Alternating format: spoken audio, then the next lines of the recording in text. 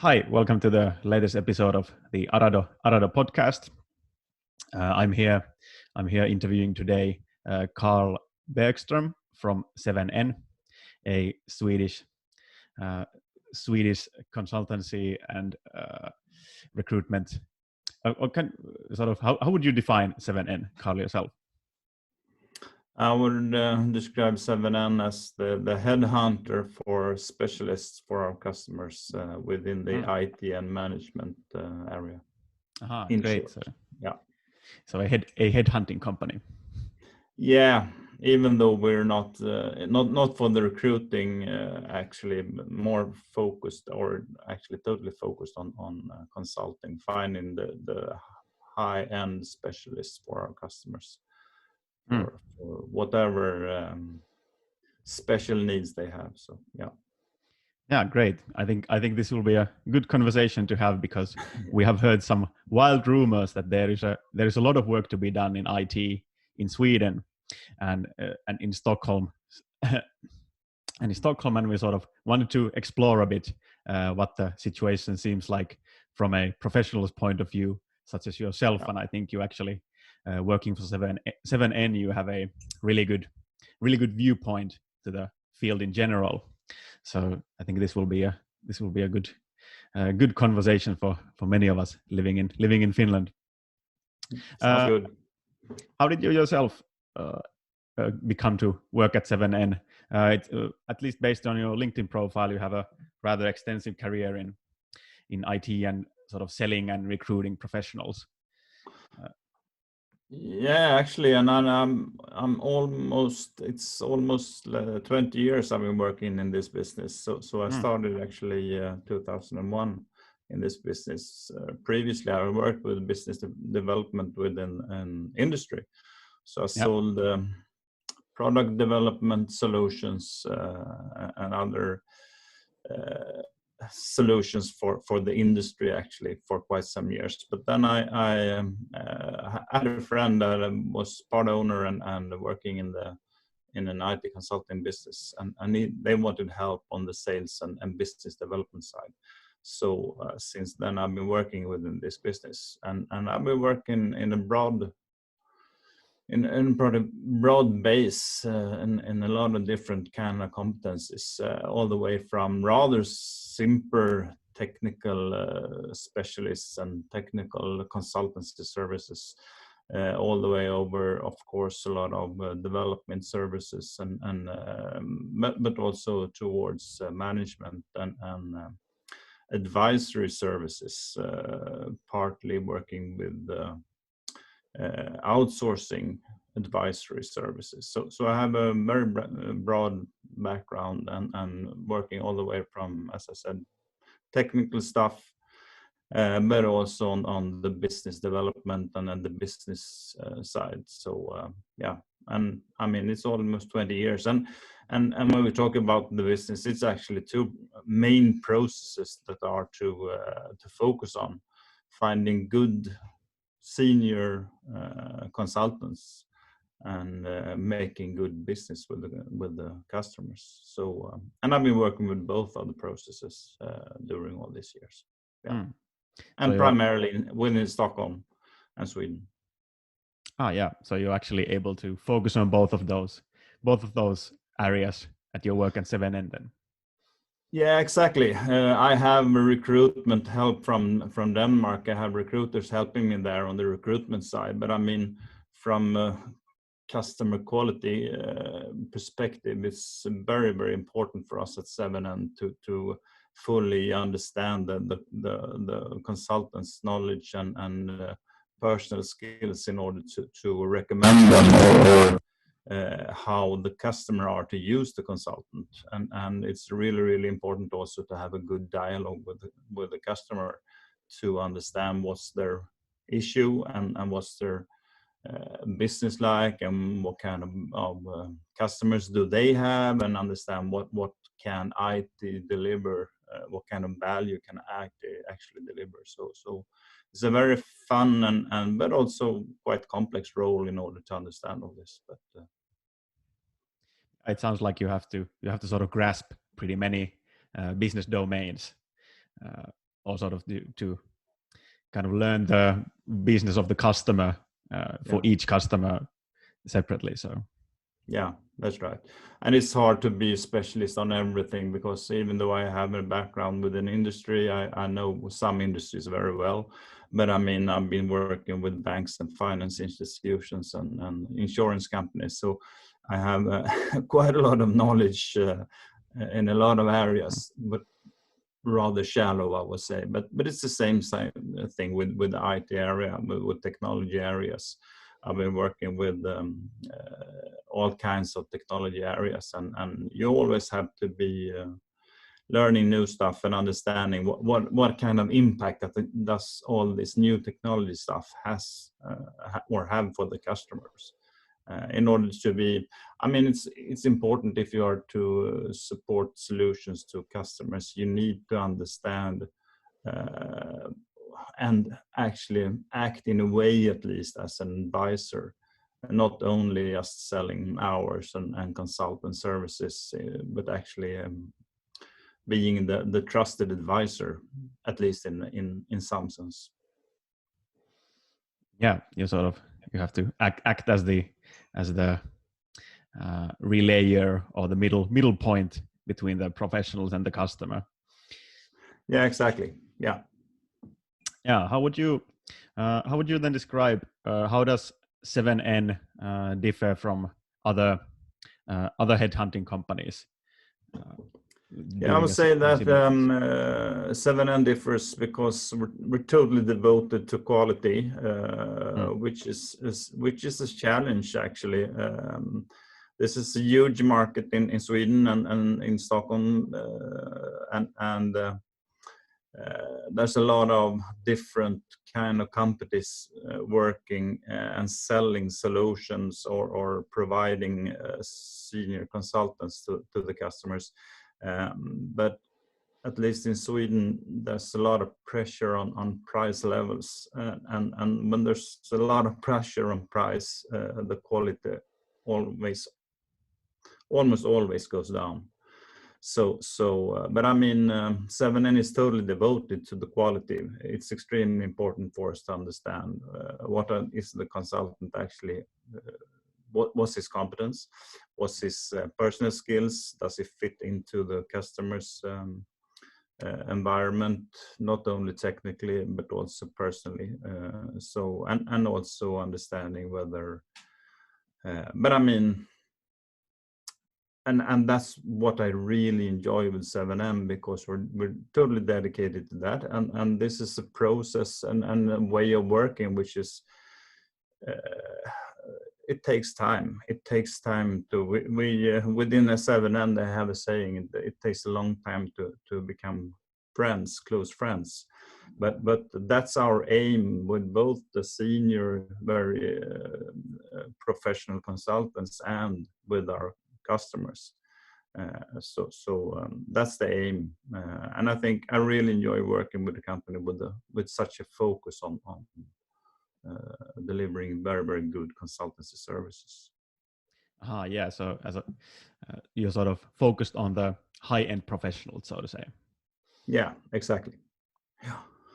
And that's why I use the term, or we use the term headhunting, even though we're not a headhunting company from that perspective, from a recruitment perspective. But I think sometimes, at least in Sweden,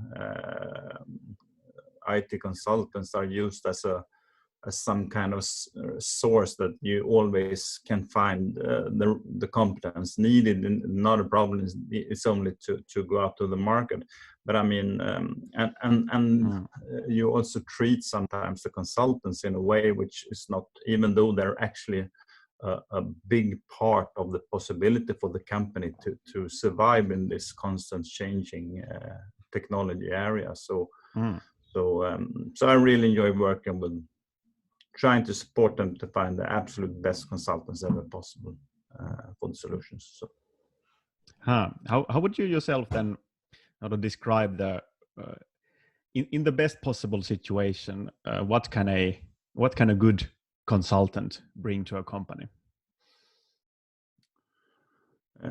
depending on how to formulate it, but I mean, there are quite a number of surveys that has been made, and where you identify what key personnel actually can deliver, what kind of value such personnel can deliver. And it's like, I mean, 10 or 20 or even 100 times the average Joe. Yeah. And it's really, really important to find those kinds of people. And 7N has, when I started at 7N for 2 years ago, 7N has formulated 6 rules for actually what it's making a good consultant. And none of these rules or parts are actually about the technology knowledge, because either you have the technology knowledge enough in order to help the customer, or you don't. And if you don't, everything else is just pointless. But if you have the technology enough, there's a lot of other things that it's really, really important to have and to be able to deliver the kind of the quality. And I mean, it's almost priceless. And we often compare that if you want the absolute top level consultants, you have to pay like 20-30% more than maybe the general price level. But they can deliver a value often, I mean, up to 10 times more. That's our experience. But that's not only, of course, due to the consultant competence, but it's also due to how is the customer organized, what kind of responsibility, and how is the organization in at the customer in all other aspects as well. So yeah, so sort of the technological competences are like the baseline, but but sort of from there on, there's a lot of different factors that also. Yeah, exactly. And then my experience is as well, I mean, really senior consultants needn't know exactly the area, but they have such a long history of learning new areas, and they have such a good, stable ground to stand on when learning new areas. So I mean, even though you're not an expert in the Amazon Web Services or other new technologies, the longer history you've had as working as a senior consultant, the better the chances actually are to rapidly get into the area and understand what does this mean to the customer. Yeah, so sort of if you have a long enough track record, you're able to learn a lot of things as you sort of get going. Yeah, exactly. And I mean, this business is evolving all the time. And when you talk about senior, if you were narrowing down a bit to senior development consultants, I mean, the expectations on a small Scrum team today is not just in order to have good people that understand to write good code, but you also have to have aspects as architectural aspects. How do we build these kind of things in order for this to work in the larger picture in the company in general? You also have to have security knowledge. You need to know how to build code that is secure from a lot of perspective. And I mean, the IT security issues today are really in focus due to governmental supported attacks and these ransomware attacks. So this is an increasing an important area that also need to be addressed. And you also need to have knowledge about testing.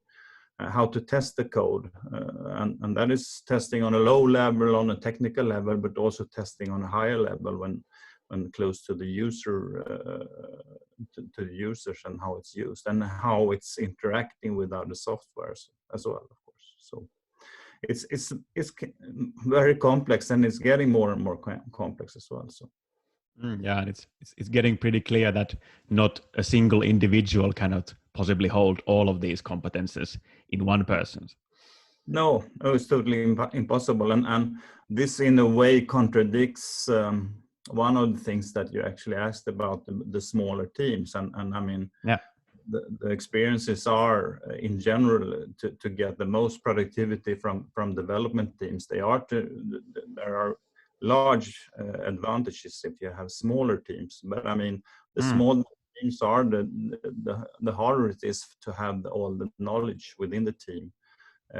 And then of course there's always an issue how to implement the architectural guidelines and security guidelines and so on. So I mean it's a bit of a contradiction, but that's the way how everybody is trying to organize their development business, even though you are a large scale company. You try to break it down into small and effective teams.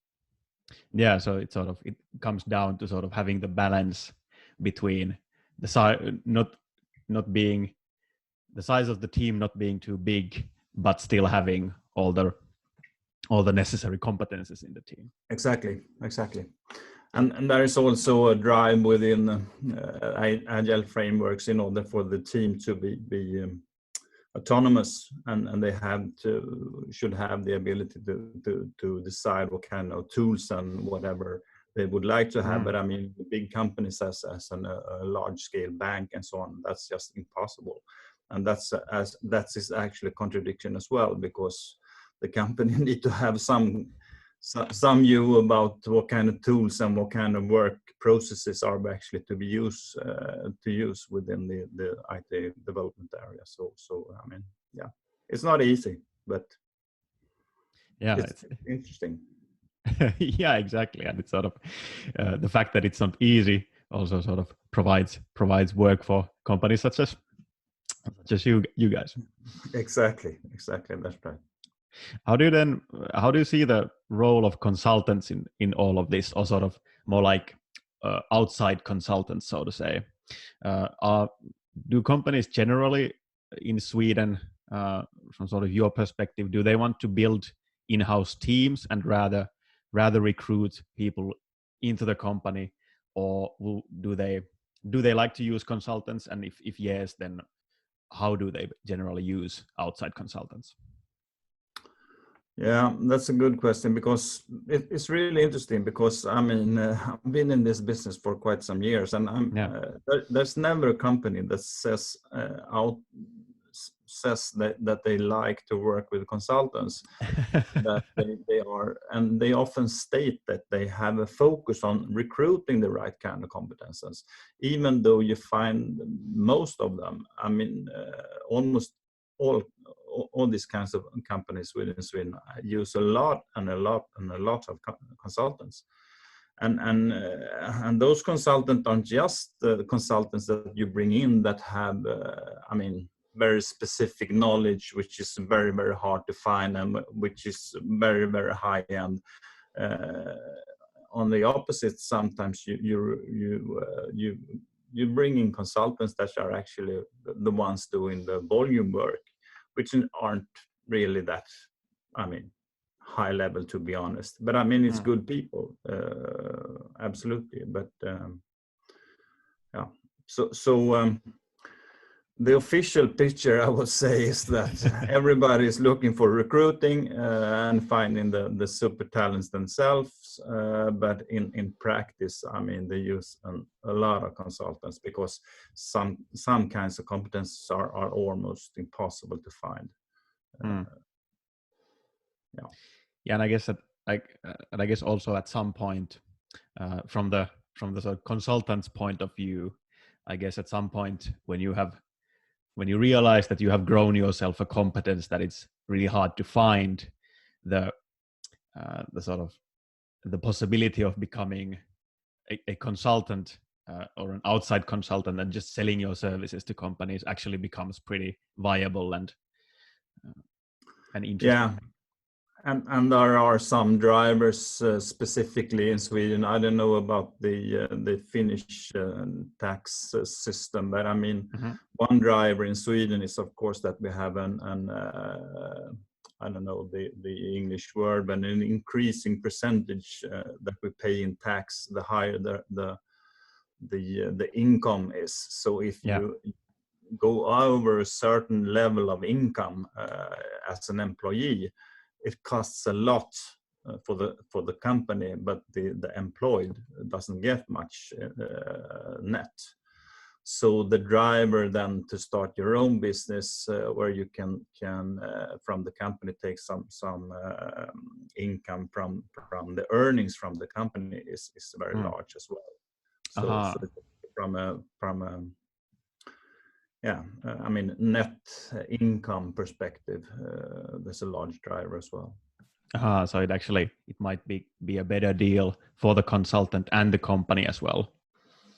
Yeah, because the higher the salaries are, the lower the difference between what the net income is actually at the end. And I mean for higher levels of costs for the customer, it's much more beneficial for the consultant to have his own business, because then he also, specifically if he has his own AB, which is the equivalent to OI in Finland, then he can steer what kind of incomes he wants to have, and if he wants to fund money for later on, and or if he wants to focus on large pension or whatever. But I mean, if you're employed, you have the income that you have, and you pay a lot of tax. So I mean, yeah, and that's for sure is a large driver in Sweden. Absolutely. So is it? So it's actually driving people to be freelancers. Yeah, that's right. How does it in general work, sort of between like IT consultancies and freelancers in Sweden? Do the like professionals, do they generally like to be in a bigger IT consultancy and work from there, or do they just choose to become self-employed and freelancers? If we generalize a bit, I would say that you often start up if you when you're finished your high school degrees, you often start up as an employee, or you even might go to one of the larger consultant companies directly from school, and then you work there for quite some years, often with quite a portion of incentive payment as well. But then when you get more senior, it's harder for them to keep. And so often you when you have like 10 years plus experience, a lot of people start their own companies, or they becomes or are employed by smaller firms with very specific competence areas where all are very knowledgeable within CRM area or whatever technology area they're focused on, or like Scrum Masters or those kinds of roles. So it's very often that when you have about 10 years plus experience, that you start your own company or get employed by these very specialized smaller companies often. Yeah, so you become more focused in your own career as well. Yeah, exactly. And there's another driver for this to be a bit honest as well, because I mean the margin for the consultant business margin there are pretty good when you talk about people with the consultants with 1 to about 4 years experience, because then the price in comparison to the salary that those kinds of people have is pretty good. You have a pretty good margin on that business. But when they get really senior, the price level isn't actually rising in the same at the same amount needed in order for their expectation on salary. So that is also actually a driver as well. So yeah. And to give you some feedback about the price level in specifically in Stockholm is influenced by the large market, and there's a lot of different companies working with it, but there's also a lot of onshore consultants working in Stockholm. Specifically Ericsson, they have a lot of onshore people working from India, Bangladesh, even South America. So There's quite a lot of people, and those drive down the price levels because those guys are pretty happy with price levels, which are very good from an Indian perspective, but a bit too low for Swedish perspective. So yeah. Yeah. So that kind of outsourcing is already happening. Yeah, exactly. Yeah. Yeah. How does that then? Because, well, I'm assuming that these people then live in India and live in South America. So I guess those companies are also pretty used to sort of managing and handling remote teams and partly remote Yeah, teams. but now I'm actually referring to people that work here in Stockholm, and they often work on about 3-year contracts because and they are actually moved here, and because at least in Stockholm the use of people that consultant or experts that don't speak any Swedish at all has been more and more accepted, which was almost impossible for 10 years ago. Today, this is something that is, I mean, there's a lot of consultants specifically working for Ericsson or in that more technical areas that they only speak English, and which is totally okay. Yeah, in a sense that sounds like a pretty good sort of cultural shift in the working environments, that it's not required to learn Swedish in order to work in the field. No, exactly. Which lower of course, the hindrance for starting up and to work for Swedish companies. Absolutely. And there's a lot of actually pure. I mean, Ericsson is a global company, but there's actually a lot of Swedish companies that has outsourced to India or to Poland a lot of services and using foreign workforce. Absolutely.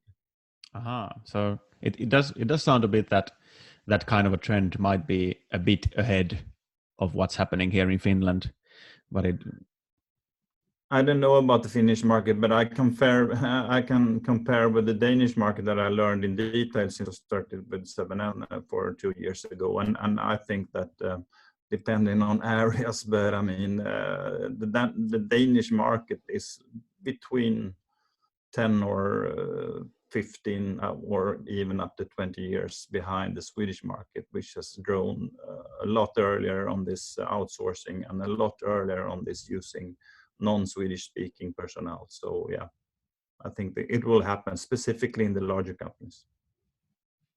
Yeah, and I guess so you can already see that very well in the larger companies, but then it's also affecting change in other companies as well. Yeah, for sure. Specifically because we have quite a big startup and scale up business area within Stockholm specifically. And I mean, those companies are sometimes rather small, but I mean, they have adopted to using non-Swedish speaking personnel really early, because that's the only way for them to find good enough people. So absolutely. Yeah, exactly. And it's sort of it only makes them more international and gives a better. Yeah, because many of them are of course focusing on a global business scale, so it doesn't really matter. I mean, it's just for the Swedish people to accept that at business at work we speak in English. So and I mean, I have relatives that work or people that I know that are very used in working at Ericsson and other campuses, and they have every meeting in English. There are never meetings in Swedish. So. Yeah, so the cultural shift is actually already a pretty far ahead. Yeah. What about remote work then? I guess the sort of spring has taught us all how to work a bit more remotely. Oh, actually, has it had how big of a change has it had there in Sweden? Well, it's interesting, really, I would say, because I mean, specifically within the IT area, people are used to work with these kinds of tools. But I mean, working remotely hasn't really taken off in a big way until now, I would say. So I think one of the good things, if we were to find good things with Corona, is actually that everybody has to accept to work in a remote or remotely. And more people accept this as a solution. I mean, I've had, during this year, I've had 2 consultants working in Oslo, for example, that are from Stockholm, and they have to commute every week. But I mean, in the end, when Corona came, they couldn't commute anymore, so they started to work remotely. And I mean, that's not a problem for none of them. It's just a matter of thinking other ways. So I think one good thing that comes out of this is that I think the workforce will work much more remotely, which of course will enhance or make it easier to find really deep technology or deep consultant skills in an easier way, I would say. Yeah, it sort of broadens the possibilities in that sense as well. Exactly. Yeah. Yeah, and it has been really fun to sort of follow the change that has been happening. That now that companies have had to change their ways of doing, then it has actually made it possible to notice that, yeah, actually these people from Oslo don't need to commute every week here, and we can actually do fine without it. So no, and it's a bit fun to take a detailed example, because I have a consultant at this point working down in for one of our customers down in Malmö, in southern part of Sweden, and he's a Scrum Master, Agile coach, and been working as that for quite some years, and is very experienced. And his basic thought about getting really good productive development teams is to have a small team and have everybody sitting in the same room, because then you have much easier communication. And he was very skeptical in these kinds of distributed agile teams that he came responsible for at this customer. But I mean, he learned pretty fast, and specifically when Corona came, he had no possibility then to work remotely with everybody, because even the people working in Malmö sat at home. But I mean, he has drastically changed his mind about this. Of course, there's still a need for people to meet in order to get to know each other, and sometimes you really need to, if you are to discuss deeply, you need to actually meet people. But his opinion, he has changed dramatically, I would say, because now he has experienced it, that it really works. Not 100%, but I mean 95% at least. So I think it's not only the management that are learning to use these kinds of tools fully. I think that everyone is forced to learn and forced to understand what are the benefits and what are the drawbacks, and how to be able to minimize the impacts of the drawbacks. Yeah, exactly. It's a big learning experience for everybody. Yeah, exactly. Yeah. Yeah. How would you then? Well, you already said that it is already custom at some companies to use outsourced development power, and to sort of use coders, for example, from Poland. Did you say? Yeah.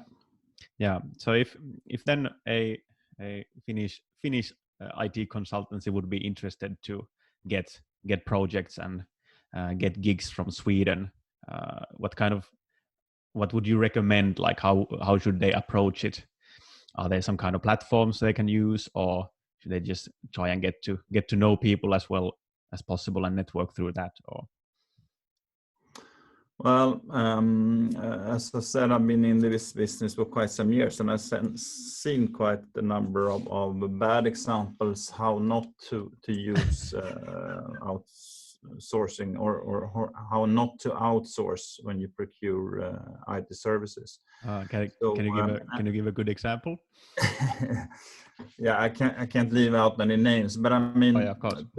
to have one of the customers that we actually have, the same customers as I mentioned about the Agile coach, because they are at this point or have been the last 2 years insourcing from Swedish companies, but also from India parts again. And because they outsourced a bit too much, because they thought that, I mean, it's a lot cheaper to buy this kind of competence from India. But the problem is that this is actually the people that are to help you with your business development.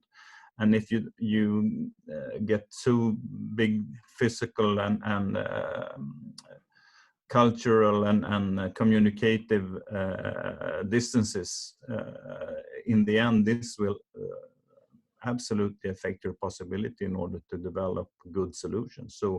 So they actually turned, and I see this from quite a number of Swedish companies that actually they didn't think through actually fully. So yeah, and that I think is a good, my recommendation from my experience at least, what I can see from is to find the right kind of case and specifically focus on what kind of competence do you actually need to have in place, which are the people that are to talk to the business.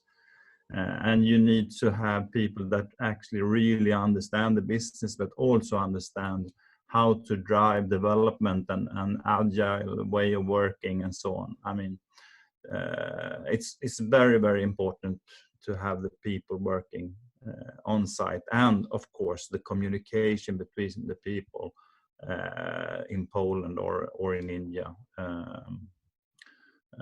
that is really, really open.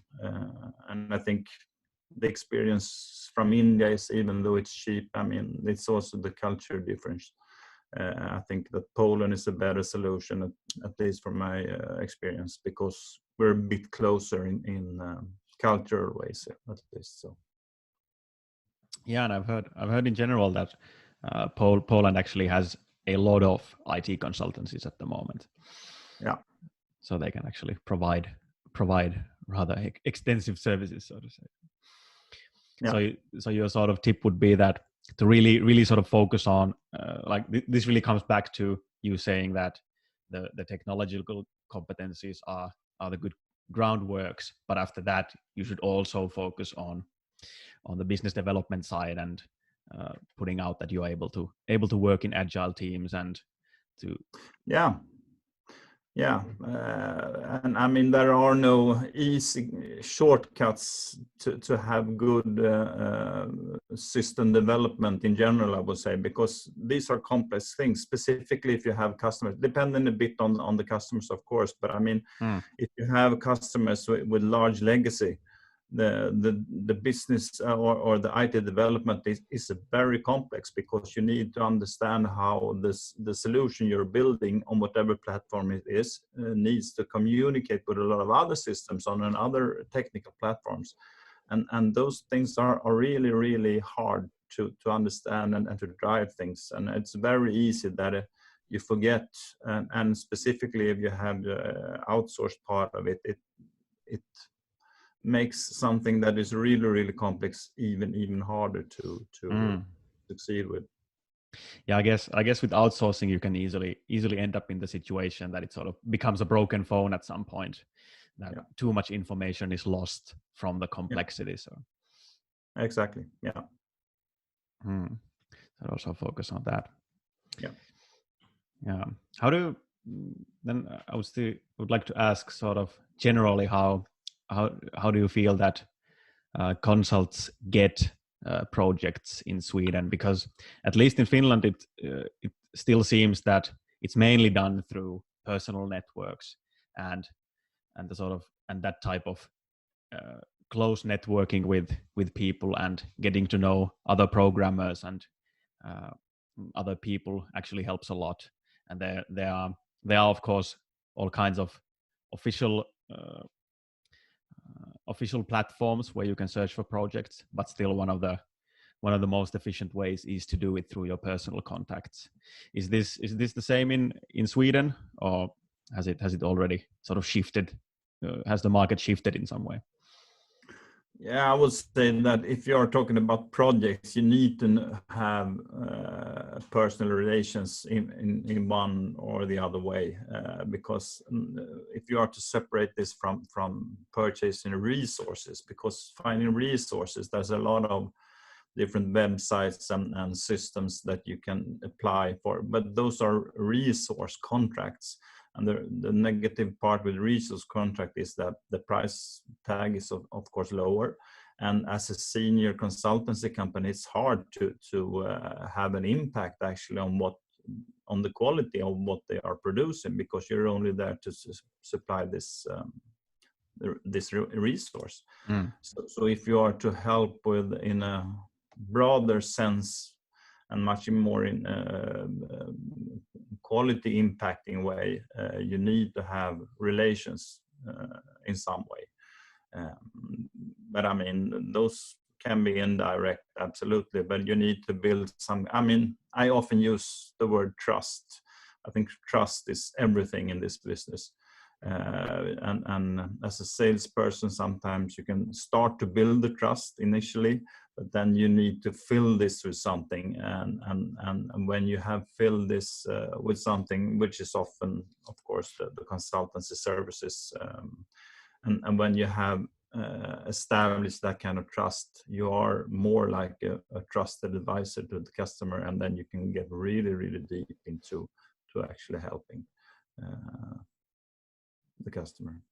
Yeah, it sort of builds on both ways, that once you know your customer better, you're actually able to help them also better. So exactly.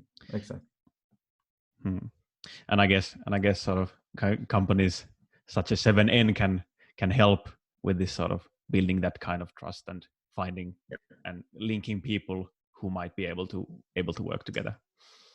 Exactly. I mean, 7N, to be precise about what the kind of business we have. I mean, we have about, at least pre-corona, about 1,500 consultants working for our customers globally. And but all those consultants are working from their own companies or from often smaller consultant companies. So we never take a responsibility in at least not contract wise for anything else than supplying the really, really good consultant. So from that perspective, we are dedicated to delivering the right kind of competence. Yeah, exactly. And I guess your job sort of entails a lot of getting to know people and networking with people and like having the right kind of conversations. For sure. Yeah, both communicating and understanding the drivers and of the consultants. What do we really want to do? And actually, I mean, the really good consultants, they are almost never without an assignment. And to have the relations with those kind of consultants when they are sitting on their previous assignment and starting a discussion with even when they're sitting on the previous one. So that's a part of it. And then of course establishing trust and getting to speak with the customer as well, understanding actually what their issue is and what's their challenge. Yeah, it does seem to sort of in many fields of business, it really comes down to always building trust and being able to establish those kinds of relationships. Yeah, exactly. Yeah. As a sort of last question, I thought I'd still ask that, since you said that it's really comes down to like understanding the drivers of the consultants. Are there any? Can you see like any general like trends there? Like what kind of things gets those really like senior professionals going, and what kind of things do they focus on when they're looking for things to work on? Well, depends a bit on what kind of consultants, because if you're talking about more management consultant people, they're often driven by payment in large scale, I would say, or in a larger scale at least. But are you talking to more like about more technical people, and those are often more driven by what an interesting assignment which develops them and develops their competence. And if you have a good enough and an interesting enough assignment for those kinds of specialists, the price is secondary. I mean, it's not uninteresting, of course, but I mean, if you have really, really interesting projects and interesting roles within those projects, the price is not that important. And in some sense, even management consultants think that in that way as well. But it's more, to my experience at least, this is more behavior of more technical people. Yeah, that's interesting. That actually, by doing something so interesting that they will get curious about it themselves, might actually make you more attractive to to those kind of professionals. Exactly, and specifically if it's within areas that are coming. I mean, like cloud areas. If you have very senior people that hasn't been working within that area, but everybody sees that this is coming, I need to learn more. And if you can find an assignment that would increase their knowledge within this area, this is of course of interest. And then they might be more willing to discuss a lower price tag, of course. So yeah. Interesting. Yeah. Interesting sort of tidbit of knowledge in the end there. But yeah, thank you for this interview. I think this was a really, really nice look into the Swedish IT field.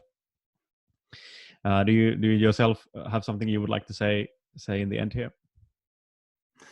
No, not really. More than it's an intriguing role. I think it's really interesting, and it's a fast-moving world, this IT area. So I worked previously within the industry area, which is interesting in other ways. But the really fun part with IT is that it's really changing with new technologies and new inventions and new things happening, and the last years even there are new business models actually, which is really, really interesting. And it's hard to keep pace with it, but I mean, it's fun. You're learning every day. So. Yeah, exactly. And so it doesn't get boring for a minute. Yeah, exactly.